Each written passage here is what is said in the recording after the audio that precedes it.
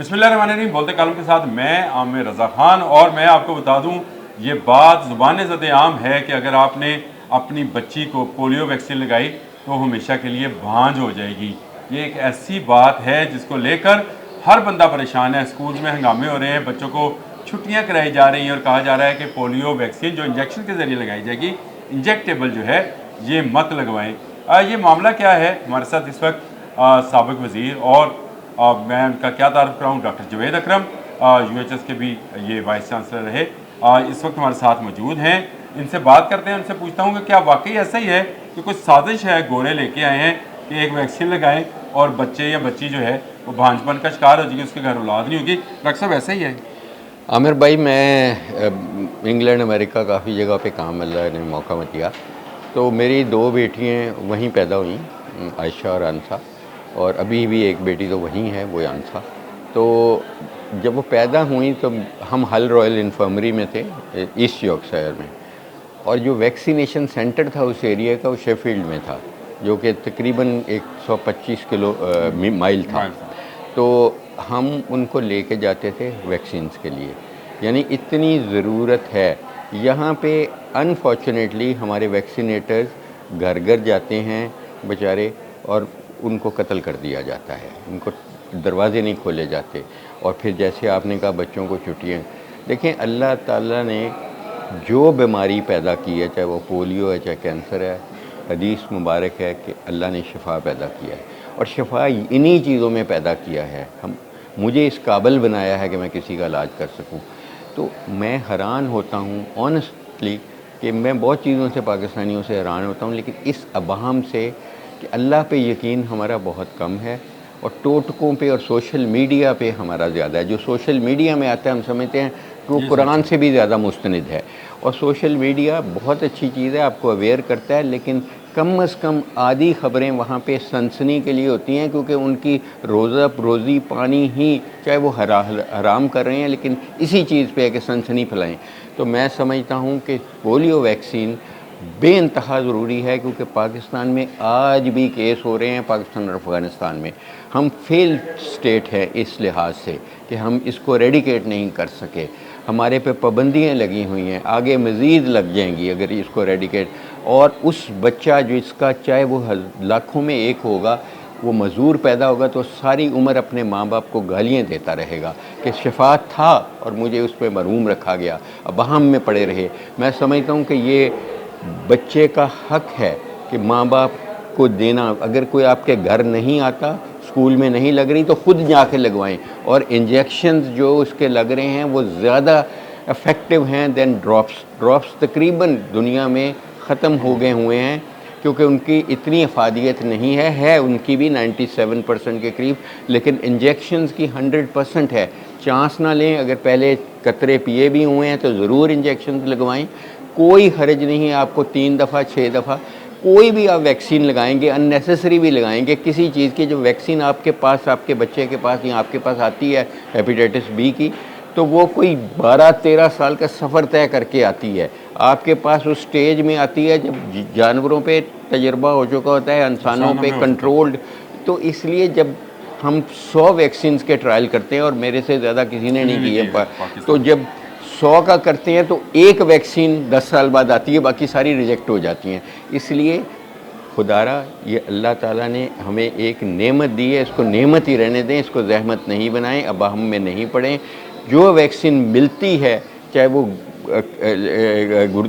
जिगर की है, चाहे वो गुर्दों की है, चाहे वो, ये अल्लाह ने एक तरीक़ा रखा है शिफा का, इसको खुद और अपने बच्चों को इसका पूरा भरपूर फ़ायदा दें। डॉक्टर साहब, इससे बुखार हो जाता है, कहते हैं हल्का सा बुखार हो गया, ये बुखार अच्छा होता है? जो बुखार मैं समझता हूँ, मैं खुद, मेरा ख्याल है मेरे से ज़्यादा वैक्सीन किसी ने नहीं लगवाई अपने जिस्म पे, क्योंकि मैं ट्रायल्स करता रहता हूँ। मैंने भी डॉक्टर साहब के साथ ट्रायल पे, वो जो कोरोना की आई थी, हम ट्रायल वाले में शामिल थे। और मैं जिनको बुखार नहीं जब होता ना, मुझे खुशी नहीं होती। बुखार थोड़ा सा होता है ना, तो मैं खुश होता हूँ कि हाँ, इम्यून सिस्टम एक्टिव है, इम्यून सिस्टम रिस्पॉन्ड कर रहा है।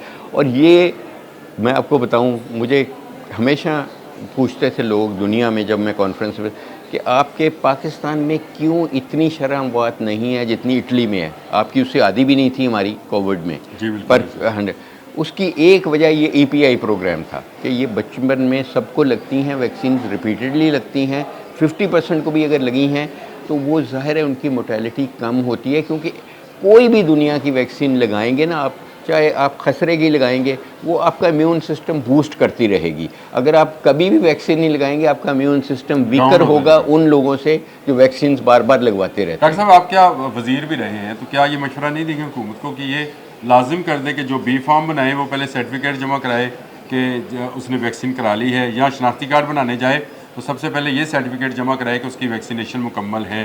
तो क्या इस तरह का कोई मशवरा देना चाहेंगे? आमिर भाई, आपने बस मेरी दुखती रग पे आपने खड़े हो गए हैं। और मैं आपको बताऊं कि जब मैं वज़ीर था इस पंजाब का हेल्थ का, तो मेरा ख़्याल था, मेरा ख्वाब था कि जो मैं चीज़ें कभी नहीं कर सका शायद मैं कर सकूं। ठीक है, उसमें एक चीज़ ये थी कि मैं थैलीसीमिया चाहता था कि एरेडिकेट हो जाए पाकिस्तान से, और ये ऐसी बीमारी है कि तमाम मुल्क एरेडिकेट। आज पाकिस्तान में हर रोज़ कई बच्चे मर रहे हैं थैलीसीमिया से। ये एक मायूसी बीमारी है कि माँ और बाप दोनों की तरफ से आते हैं। तो मैंने कहा था कि शादी के वक्त पहले कोशिश की गई थी कि स्क्रीनिंग की जाए, कोई नहीं कराता उस वक्त। शादी रोकने का कोई गवारा नहीं करता, वो कहते हैं हमारी बेटी की मुश्किल से शादी हुई है, आप आ गए हैं टेस्ट करने, भाग जाओ। हमने कोशिश की, लेकिन हमने कहा था मैट्रिक के वक्त मैट्रिक ना कोई दे सके जब तक ये टेस्ट ना कराए। इतनी सी बात थी कि एक कतरा खून का लेना था और वो भी मुफ्त लेना था।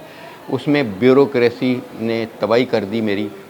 कैबिनेट ने अप्रूव की समरी, लेकिन ब्यूरोक्रेसी ने कहा कि एजुकेशन फंडामेंटल राइट है कॉन्स्टिट्यूशन में, ये आप कैसे।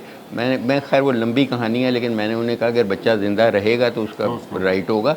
तो इस तरह डेफिनेटली ये स्क्रीनिंग प्रोग्राम स्कूल हेल्थ होने चाहिए, और इससे सिर्फ थैलेसीमिया नहीं, आपकी 50 बीमारियाँ बची रहेंगी। और आप समझ लें कि आपका अगर वैक्सीनेशन आपकी, यानी हेपेटाइटिस बी की आप समझ लें कि हेपेटाइटिस बी से वन ऑफ द सबसे कॉमन कॉज है लिवर फेलियर का, और रोज़ हो रहे हैं। रोज़ को इस पाकिस्तान में 50 बंदे मर रहे हैं hepatitis and stage liver disease से। कितने लोग ट्रांसप्लांट करा लेंगे, लेकिन वो भी नहीं लगवाते लोग। कभी वहाँ में मुफ्त लगती है फिर भी नहीं लगवाते। मैं तो कह सकता हूँ कि अल्लाह इनको हिदायत दे। मैं और आप कह सकते हैं कि अल्लाह इनको हिदायत दे, हम हिदायत नहीं दे सकते, हिदायत अल्लाह ने देनी है। और नबी को भी अल्लाह ने नहीं पावर दी थी, तो हम तो उनकी जूतियों के खाक के बराबर नहीं हैं। तो इसलिए खुदारा अपने बच्चों को प्रोटेक्ट करें इन वैक्सीन से। बिल्कुल, मैं अपने बच्चों को पहला बंदा होता हूँ, पोतों को पोतियों को जा के वैक्सीन लगवाता हूँ। बिलीव मी, मैं हैरान होता हूँ कि लोग क्यों नहीं लगा रहे। जब वैक्सीन आपके पास आती है, बहुत रॉबस्ट मैकेनिज़्म से गुजरी होती है, और पाकिस्तान में वैक्सीन नहीं बनती। पाकिस्तान इस काबिल ही नहीं है कि बनाए। पाकिस्तान में एक बायोटेक्नोलॉजी प्लांट नहीं, हम दुनिया का तीसरा बड़ा मुल्क बनने जा रहे हैं। इंपोर्ट होती है, तो इसलिए इस वक्त ये अवेलेबल है तो ज़रूर लगाएं। जी, डॉक्टर जुबैर अकरम की बात सुनी। मैं तो खुद भी यही बात की हमेशा कहता हूँ कि वैक्सीनेशन बहुत ज़रूरी है। मैंने अपनी खुद बेटी को भी कराई सारी वैक्सीनेशन। अगर बुखार होता है तो ये अच्छा है, इससे कोई भांजपन नहीं है, गोरों को कोई तल्लक नहीं है कि आपकी आबादी कितनी बढ़ती है। उनकी जितनी हमारी आबादी बढ़ेगी उतनी बेरोज़गारी बढ़ेगी, और बेरोज़गारी बढ़ने से उनको खुशी हो सकती है।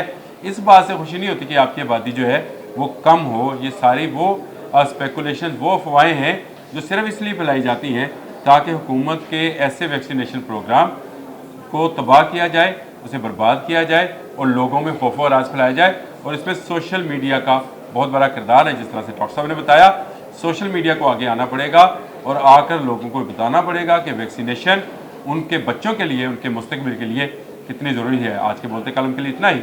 अल्लाह हाफिज़।